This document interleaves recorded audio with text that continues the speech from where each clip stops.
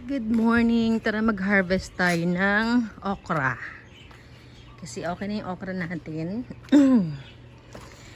Yan. But before that, update lang. Nagtanim na tayo ng tanglad. Dalawang tanglad. Dalawang sili. Ayan, may bunga ng sili.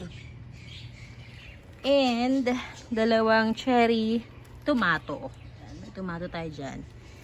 And also, dun banda is yung ating citronella. Yan, may citronella tayo dyan. So, wait lang. Ikot muna tayo mabilis. Yung mga talong natin naka-recover na. Ayan.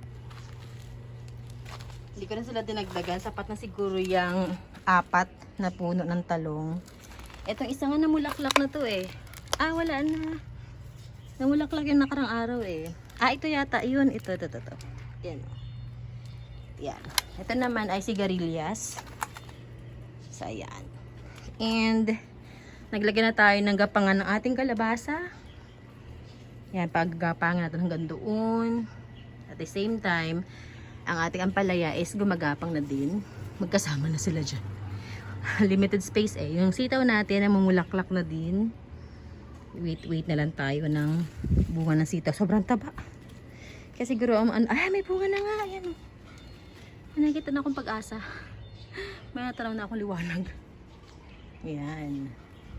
Konting panahon na lang makakapag-harvest tayo ng sitaw. Ang fear ko lang dito, baka pag bumagyo, matumba. Pero feeling ko hindi naman. So yeah, let's go. Let's go and harvest our talong. Picture muna natin ito para may pang thumbnail tayo.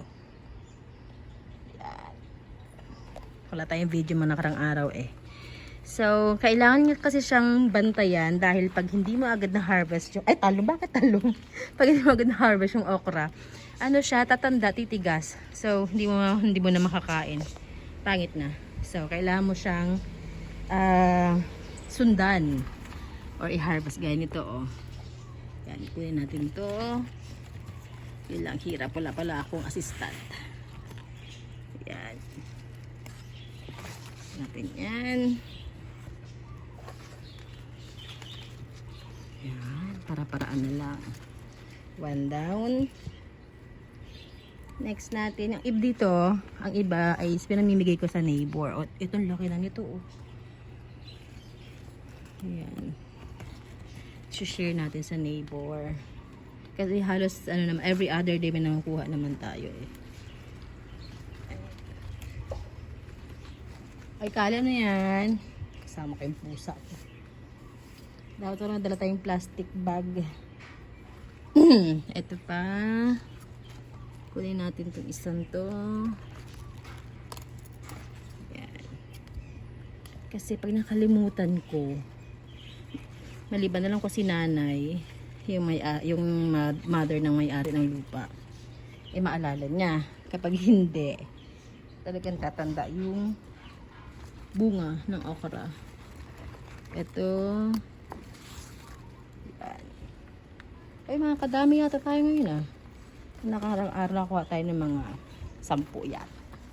Not bad kasi ang mahal tayo ng gulay. Kaya nagtatanim tayo kasi ang mahal ng gulay. Diyos mio. Ay, nahulog! Napasobra yung gupit ko. Wait lang. Yan. Halika dito. Ito na dagang ayaw ko sa okra. Makati yung dahon. Okay. Next natin. Yung bulaklak ulo. Ito. Yan o.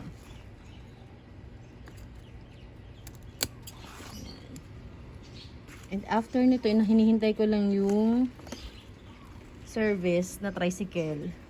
Kasi ngayon ang spade day.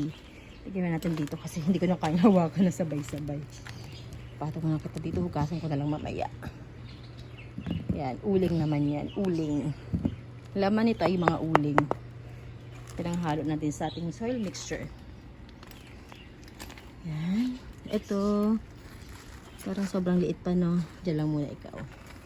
Ito malaki-laki na. Yan. Masipag to. Mamunga in fairness sa kanya. Gandang lupa kasi dito eh.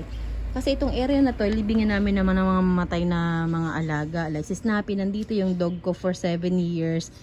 6 years na siya nakalibing dito. Tapos yung mga dog, yung mga namatay na dog ng mga kapitbahay, pusa, ganun. Dito. Yan, ito. Kunin natin to.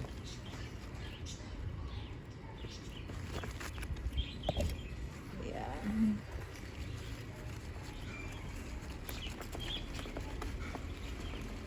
Yan. Nasa last ano tayo. Nasa last pulo na tayo. Yung malaki. Iwan natin yung maliit.